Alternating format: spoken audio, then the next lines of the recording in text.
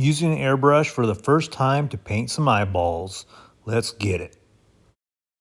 Using the airbrush for the first time is actually pretty easy. So what I want to do is use these 3D printed eyeballs that I'm going to paint with. And I'm going to use this little circle thing to make the iris. I'm going to use a number 8 on it.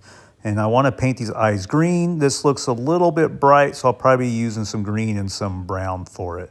So the first thing I did is put this green paint in there, and then I'm going to add some brown to it to darken it up a little bit, or you just get darker green. And once I get it in there, I'll mix it up, get it all ready. So once I got it mixed in there, I'm going to get this little stencil thing and use the number 8 to make the iris, and I'm going to spray it. So you just push down for the air and push down and back to do the green paint. So pretty simple. And just spray that sucker pretty good, and try to center it and do the other one as well. And I ended up doing like 2 coats because the one wasn't enough. So some people do 2 or 3, but 2 seem to be the trick to get it done.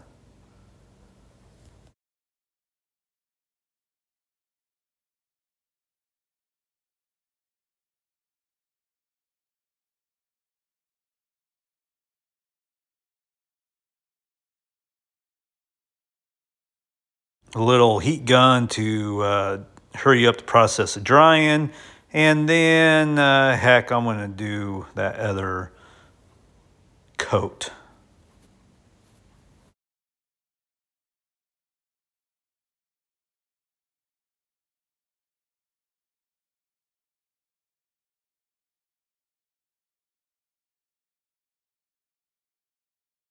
So I'm going to use a light brown to do the circle around the iris. So this gives it the definition of the eye. All eyes have them.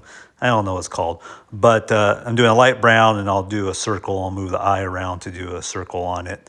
And that just gives the eye a little more definition. So I will do both of them.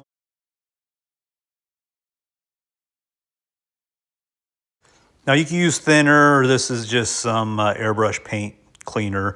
I'll put it in there to clean out all the green into it, because next thing I'm going to do is I'm going to want to do a light red or little specks of red around the eye. So I'm not using airbrush paint. I'm using like acrylic paint. It's okay to use this, but you need to dilute it with thinner. And how much thinner you put in, I don't know. I just guess. So I added the red, and then I'm going to add the thinner, and then I'll mix it up. So I kept on adding it until it was like a milky paste or whatever, and then just spray it onto the whatever that you have worked until all the other colors out, and you can start seeing the red. And then once that's all on there, then you could start hitting the eyeball with the light red. I have it on very low pressure, and I'm just getting it around on the whole eyeball. Now, as I spray on the bottom rim of the eyeball, I might do some more darker places, so I may get a little bit closer to spray to get a thicker red for it. And once you do that, it has a really, really cool effect onto it.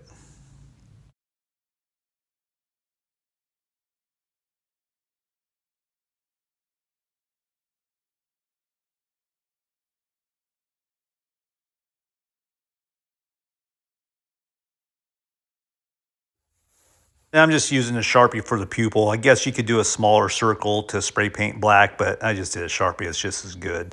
And now what I also want to do after I complete the pupil on both of them is I want to get some veins on the eyeball.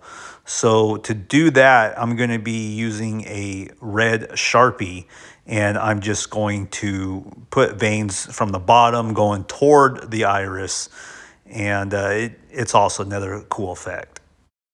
You could use some Mod Podge to get a glossy or spray gloss on it. So not bad for my first time using the airbrush. The airbrush was like 40 bucks. I would suggest getting one and practicing it. This is like my first time. I'm going to keep on working on it to get better with the shading and the coloring. But I think it turned out pretty good for being my first time.